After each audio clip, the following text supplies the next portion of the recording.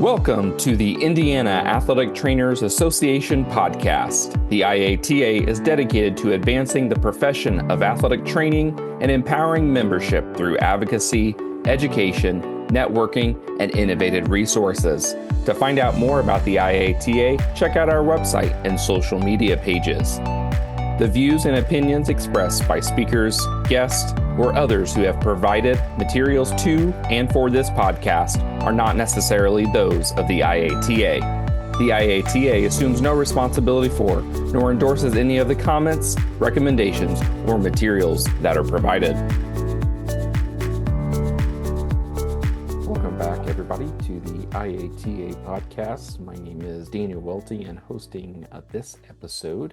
And I'm glad to have John Locke with us, who is a IATA past president. And we are continuing our past president series on the IATA podcast. And so, John, welcome onto the IATA podcast. Thank you for having me. Appreciate it. Well, many of you know John Locke. Maybe you've worked with him, done different events, and those types of things. But John, could you introduce yourself to those listening in? Certainly. Again, John Locke, my current position at this time is at Marian University as a sports medicine coordinator. I've been a certified athletic trainer for 39 years now. I started when I was 3.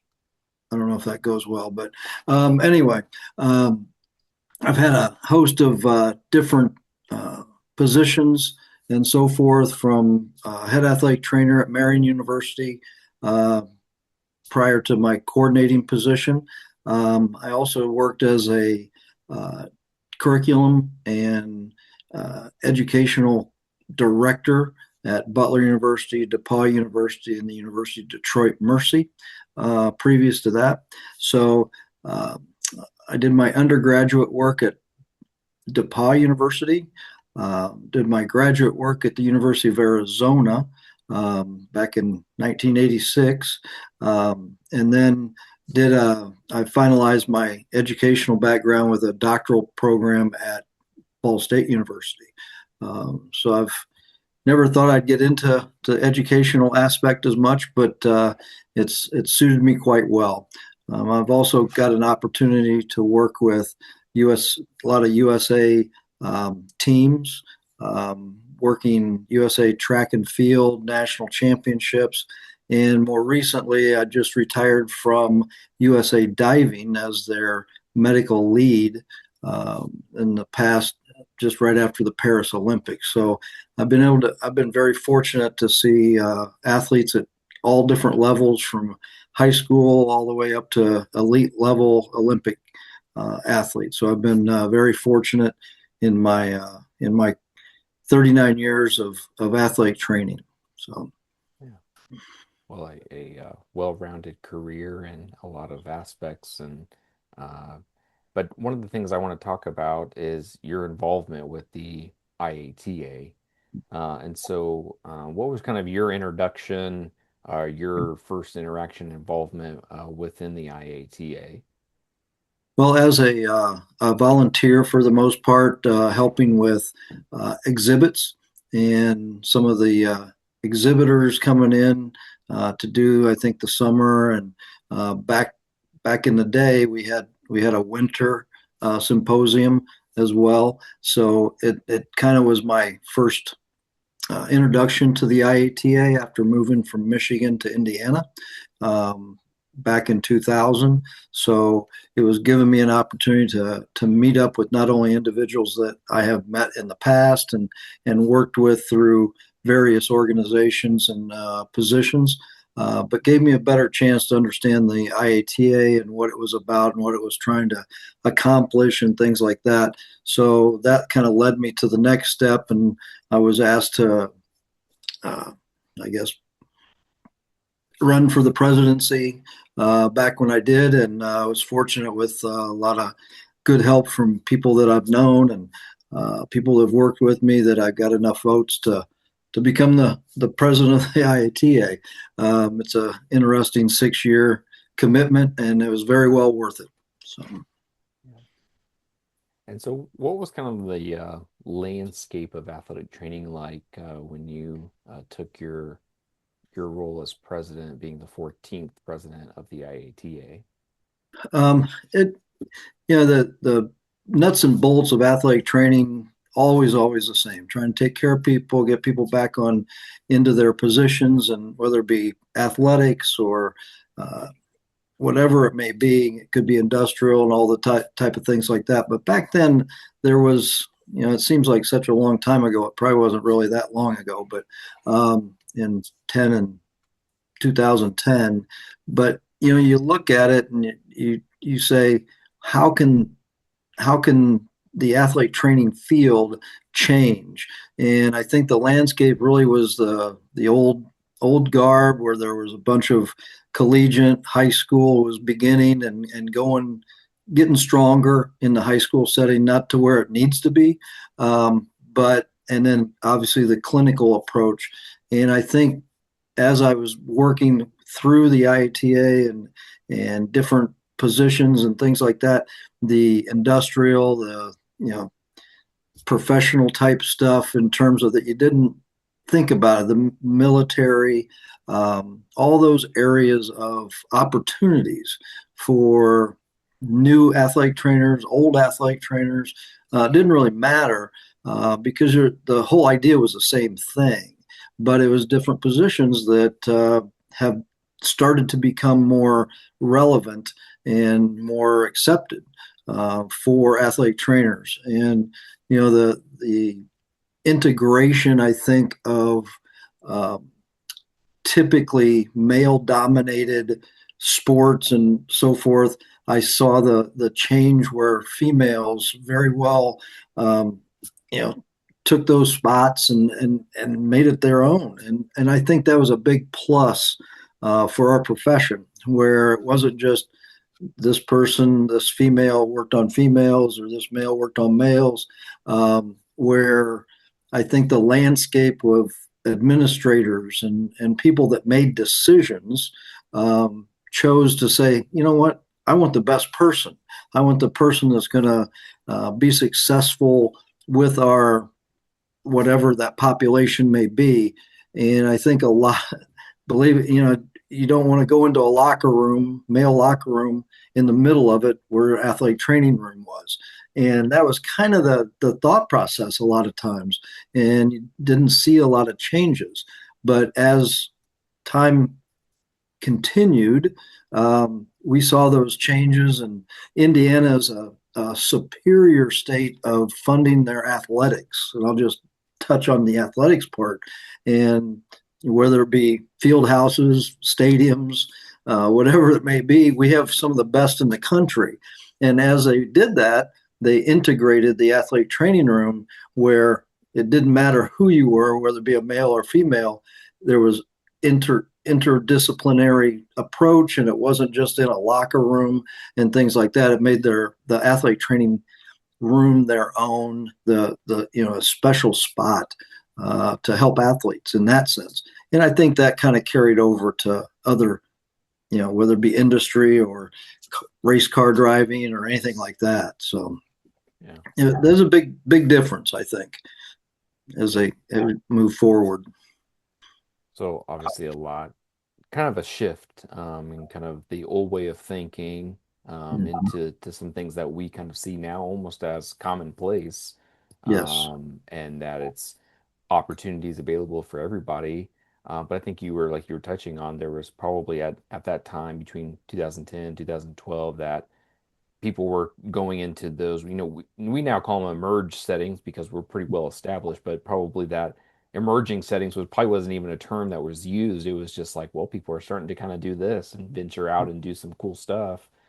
Maybe somebody that was kind of solo doing it. But then as time went on, even after your presidency, seeing some of that just kind of continue going. Yeah, there's no question about it. And I think there's always got to be that initial push to get things going. And I think many of our professionals in the athletic training profession really push the limit to some of those. And there's some outstanding individuals that seemed to be in a silo. They were just all by themselves. And they've integrated that much more into, like you said, the emerging category, and the NATA, even going that far, they're embracing what the states are doing. And I think everybody's trying to help support that type of professional advancement. And so, what's something in the athletic training world, that you wouldn't even think that would be happening today when you were president back then? What is something? I mean, we've talked about some change and different things, but what is something that's like, man, I can't believe that we're doing that today as athletic trainers back when you were president? Yeah, and I think that even goes farther back for me personally, just by being an older athletic trainer. I don't think of myself as old, but I know I am. But when you start talking about, I was fortunate to have three different positions in the curriculum aspect in the academic world with programs, and I think one of the things that you're talking about, the old guard. They talk about the internship program, and they talk about uh, the undergraduate degree. Um, that was something that was totally different. I mean, hey, let's improve our professional um, approach to making it all a master's program. And I think that was a shock to a lot of people. Hey, let's push the envelope in this. And it was something, as a individual and myself, I went through an internship program. So that was even um, far away from what they were doing with the master's program. Um, there's many, many fine programs out there, and they really push the student to do as much as they can. And now, by seeing what it is now, I would never have thought that would be the case. And that's coming from a biased approach from an older scenario of curriculum advancement. But we see that now with the master's programs and so forth. And it's I don't want to say it's still questionable sometimes, but some people probably still do have questions about it, and how it's helping, how it's improving, what we can do to make it better.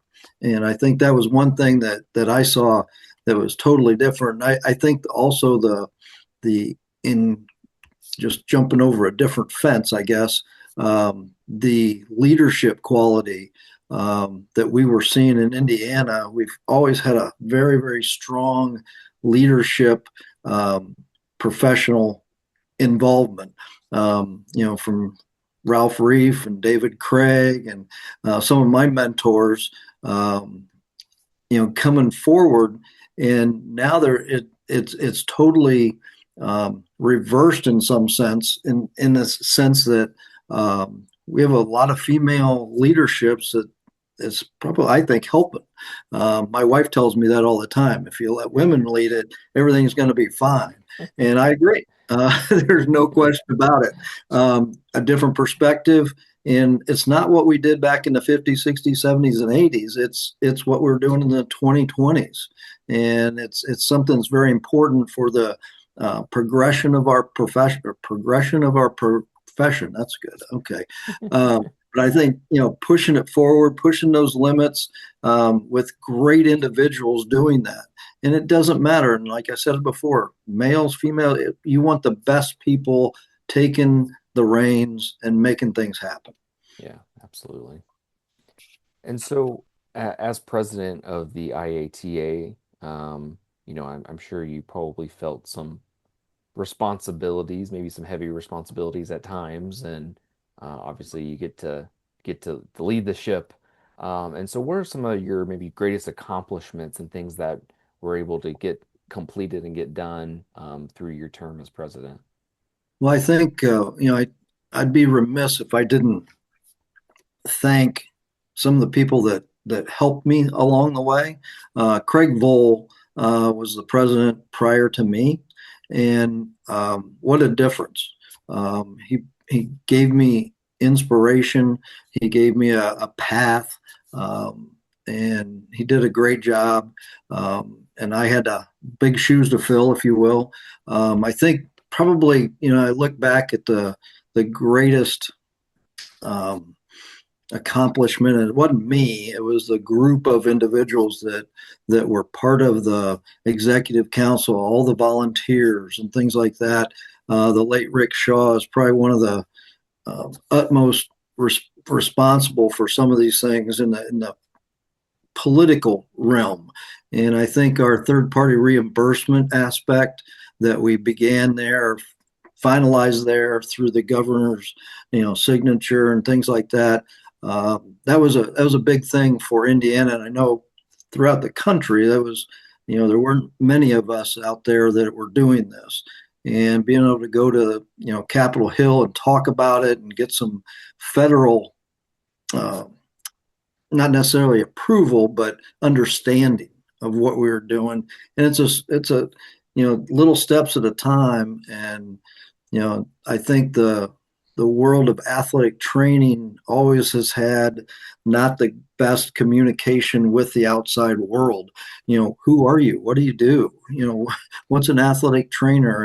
And that education, that understanding, and putting it into a political sense, and getting some things for insurance. And there were quite a few people that were extremely important in that venture to try to push forward not only the individuals within that circle, but also the other athletic trainers in the state that sent letters to their congressmen, did a lot of the things that people don't see. And to be honest with you, that's what athletic trainers do. I mean, we're behind the scenes helping everybody and trying to get somebody back. And this is kind of another step in exactly what we did to get that, finalized and completed, and in the next push to make it better in the future.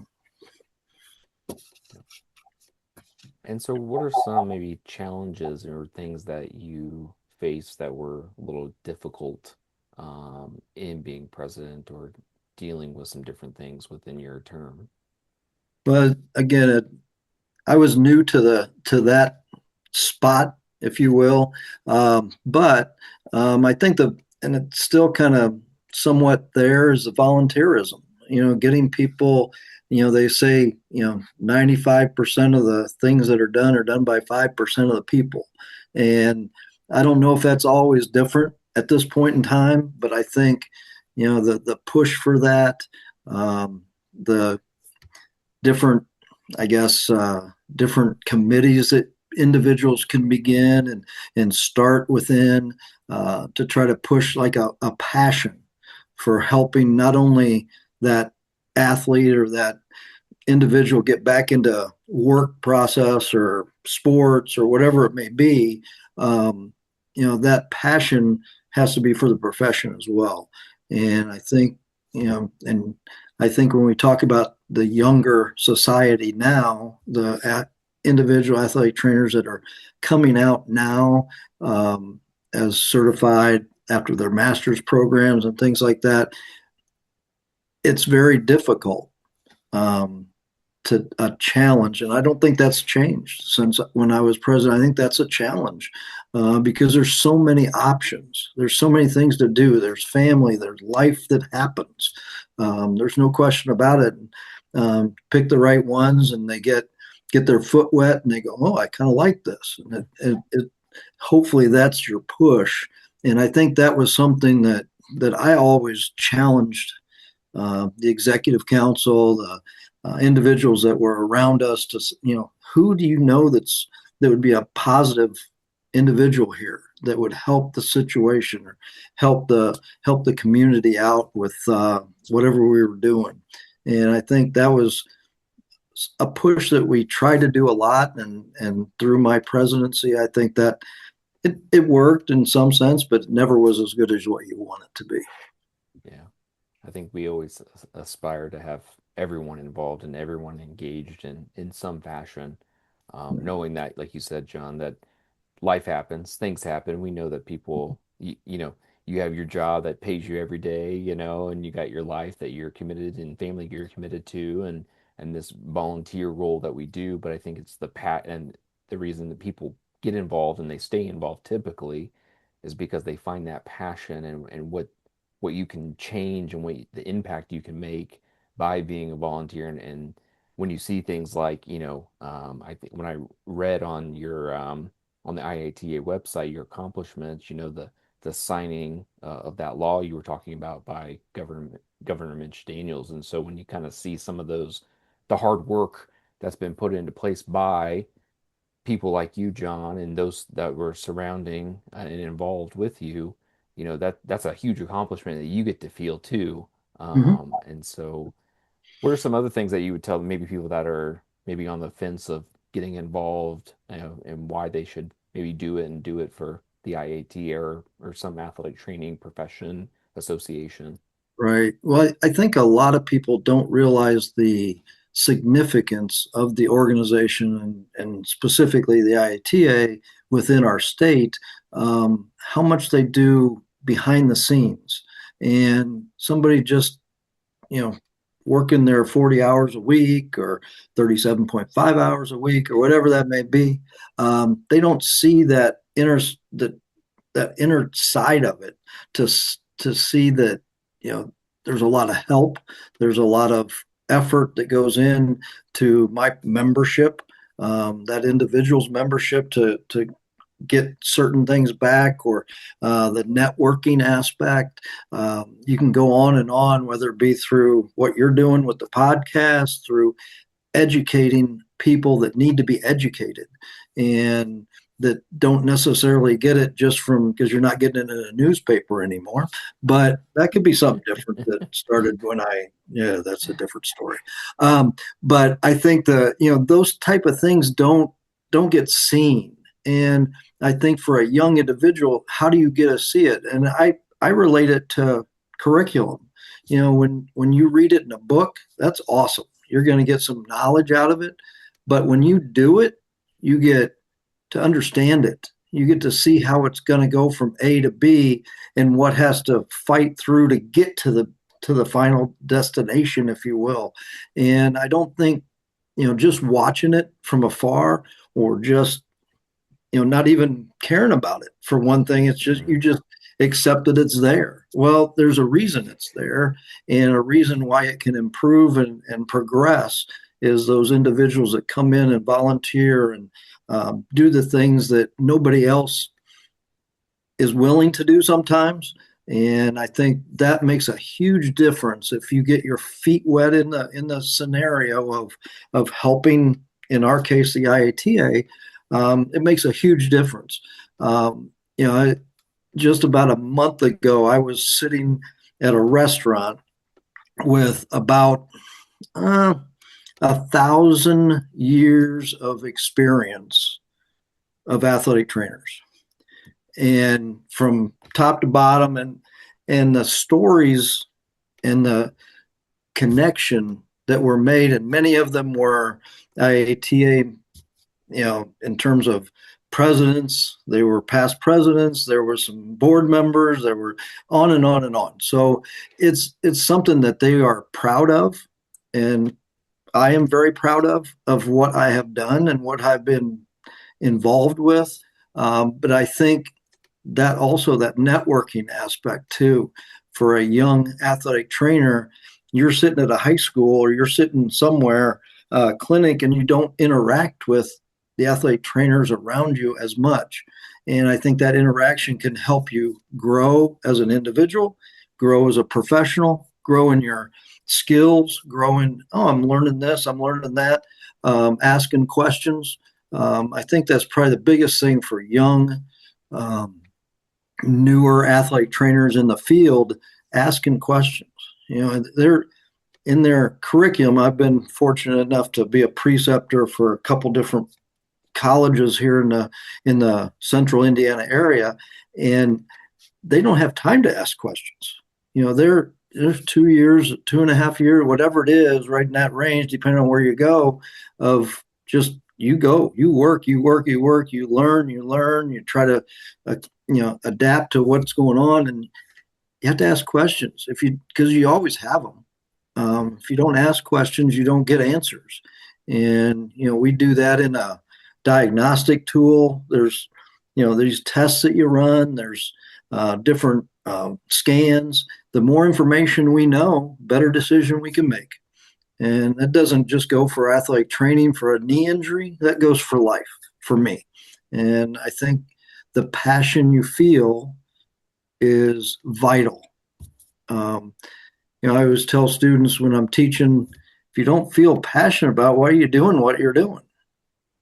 I mean, you got to feel passionate. I mean, there's days that you don't feel the best you can. There's no question about it. But um, the passion brings you through those type of scenarios, those situations. And a young athletic trainer doesn't get to see those unless you talk to others, unless you ask questions about others. You don't get it in a book. Yeah. No, You I'm know, sorry, I just went on and on and on. no, that's perfect. Yeah. I love to hear, things like that and obviously John and what you've done for the IATA and then obviously what others and I've seen and then I've had the chance and opportunity to have as a preceptor myself or as an educator or other individuals that I've gotten to interact with over the years and get to know because of being involved and being engaged with people. And then you just get to know people and you guys aren't scary, I promise. I think to other people, for younger people coming out, it's like, people aren't scary, but when you know that people have done a lot, it can feel intimidating. But I think we're all just colleagues working together, and we all want the same thing as, like I think, like you said, John, we just want to do the best for our patients and the people that we serve every day. And then we just want our profession to do well and grow and people to see the great things that we're doing on a daily basis. And I think being involved in an organization like the IATA can give you kind of a pulse of what the profession's like, even outside of your own workplace, and knowing what's going on, not only in our state, but even across the country, where some states still struggle with some things that we're very fortunate to have. Mhm. Agree, agree 100%. And the more that we can promote that and educate, the better we're going to be as a profession, and each individual will be better as Yeah. well. Yeah, and I remember having a conversation as involved in the IATA. We had a strategic planning and some conversations, and one of the things, and you kind of mentioned it, of people that have put in the hard work that we may just don't recognize and understand all the hard work that goes into it, was licensure. Um, and that's one of the things that I think for so long now that we've had it established that people coming out aren't, it's kind of like it is what it is. Like it's there, it's been there, Yeah. and we kind of don't. In a good way, it's nice to know that it's there and that it's established. But we know that things can change on a dime. Somebody can review that licensure and say, "Oh, okay, does athletic trainer really need licensure?" Right? Yeah. Things can change on a dime. And so I think that's one of the things for people to understand and why being involved is it's to understand the history, but also understand that you're fighting for what we get to do every day and our license that is could potentially always be on the chopping block per se. And so I think that's a way that we need to be stay strong as a profession. And I think we need, like you said, John, having different perspectives, different people coming in, male, female, younger, older, veteran, however you want to say it. I like that word. That's a good word. So what's we've kind of talked on, some things for young professionals, but what's maybe a piece of advice you would give young professionals or athletic training students, just kind of in general, whether it be about professional service or about athletic training. Well, I think that the biggest thing when we talk like the master students coming in and do preception, we do the preceptors at Marion, and the kids that want to go in from undergrads to grads and things like that. Find your passion. Find your passion. I mean, and I said it before. Um, you've got to enjoy what we do. Is not out of a book, and it's something that really, the more you do, the better you improve, you get your skills better, but you also figure out kind of what I'm good at and try to focus on those things, and the things that you're not, work on. Try to make them better. How do you do it? You do it continuing education. They have those type of things all over now, whether it be online or going to symposiums or conferences, things like that. But try to make yourself better. Like when I was going to school, we did dry needling wasn't something that everybody thought of, or even suturing, or different things like that that are now brought into the academic world.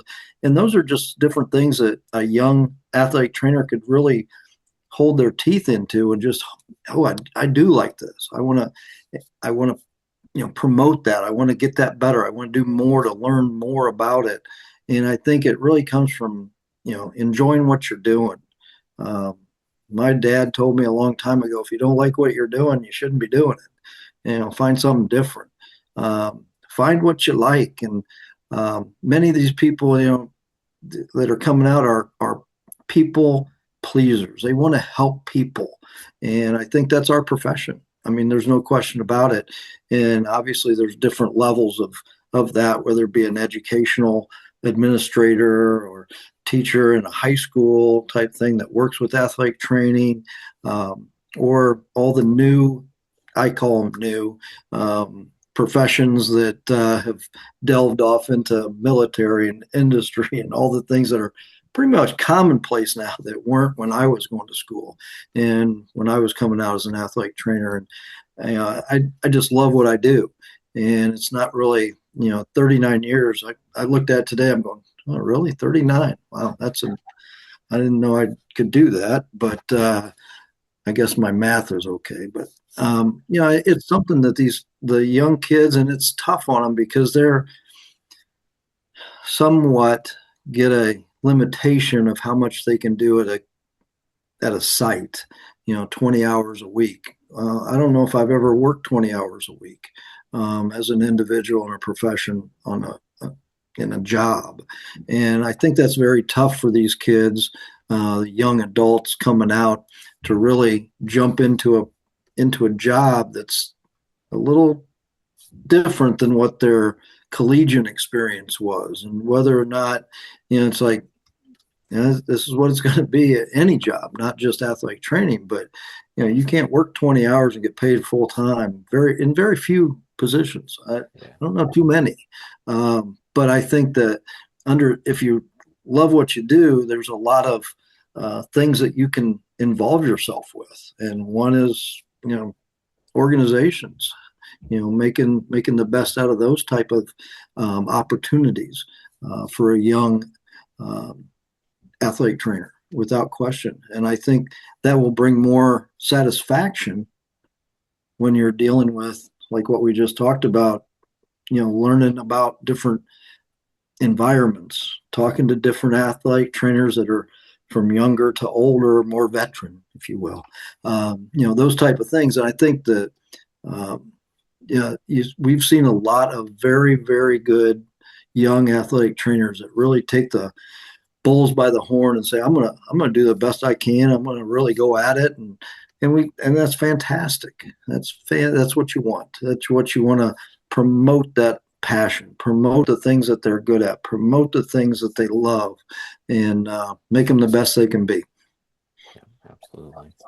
And what's a piece maybe of advice you would give some of the veteran athletic trainers that are out there practicing or maybe even retired?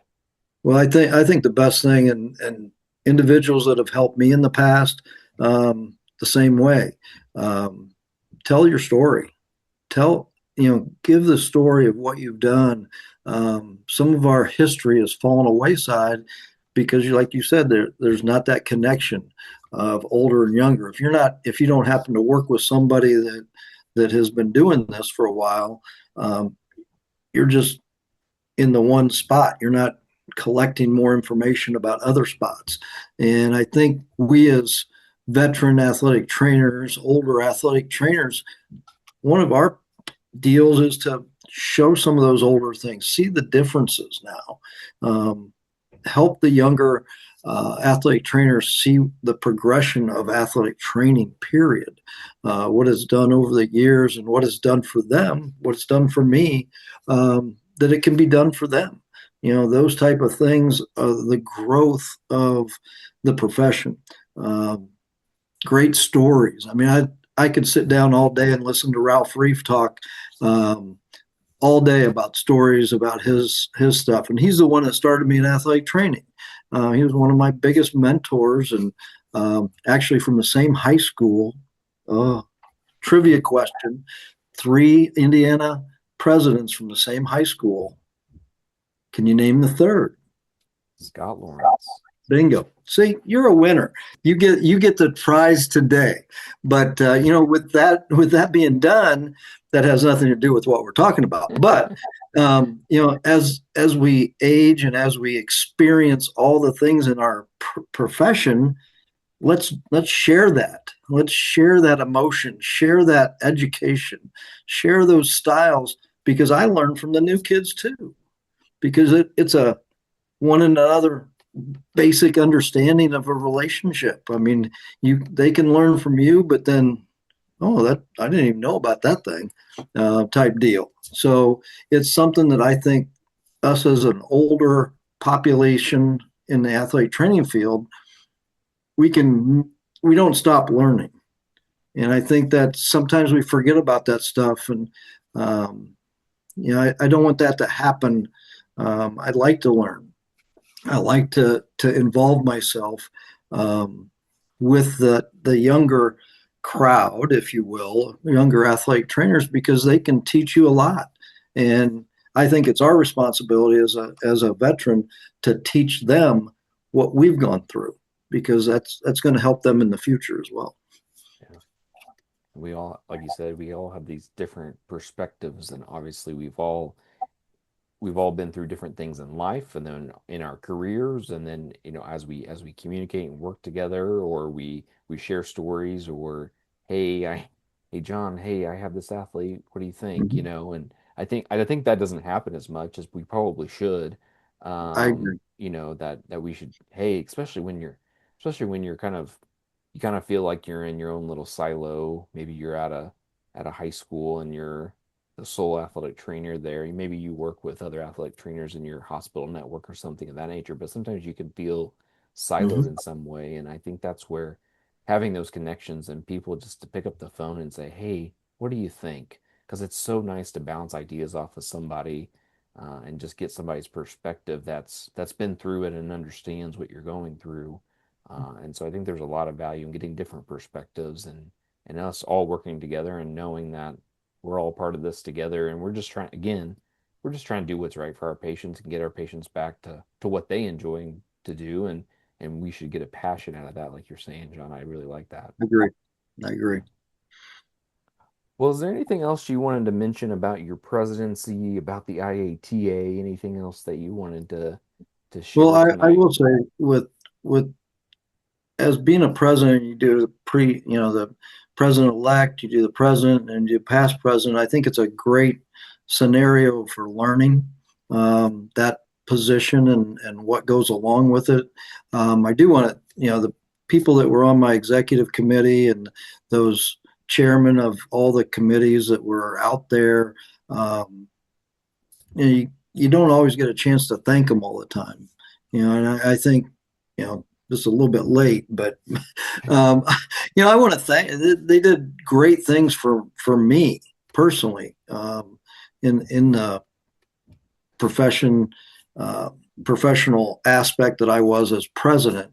I feel like the president isn't somebody up here; it's somebody working with everybody, and I think when you can have that, hopefully that leadership is what I presented to everybody, and I think we all had a great time, and we were in a little place in Speedway. And, I mean, it's changed a lot since then, but the management company, we started that, going forward in my presidency too, and they're still with us now, and they do a great job, from my point of view, and I think that that's one thing that I didn't necessarily get a chance all the time to say, but they did a great job. They helped me tremendously in the position, and it was a great 6 years and fun 6 years. There's no question about it. Well, John, I didn't have any other questions, and other than I do have the one final question, I guess, would Okay. be if you could be an animal, what animal would you be and why? Well, I think I'd have to pick like a cheetah because they're fast and I am not anymore. Um, I have a bunch of physical issues that I can't do that running like I did when I was 20, 30, and 40. So I think I just watch that cheetah and just want to be that fast uh, animal again. Well, John, I appreciate you coming on to the IATA podcast and appreciate what you've done as president and what you've done for the athletic training profession as a whole and in your whole career thus far. And I just appreciate you, John, and who you are and the person you are, and but obviously what you've done for the profession and done for the IATA. Well, thank you for having me on, and I appreciate it. And take care of your people out at Hendricks out there for me. I know you see some people that I know, and it works out well. I mean, it's a big networking, and the more you can help, the better it is. Better it is. So, thank you very much for having me. Yep. All right. Appreciate it. Have a good night. Take care. Thank you for tuning in to the Indiana Athletic Trainers Association podcast. We appreciate you taking time to listen and look forward to you joining us again on the next episode. To find out more about the IATA or to get in touch with us, you can visit our website or reach out via social media.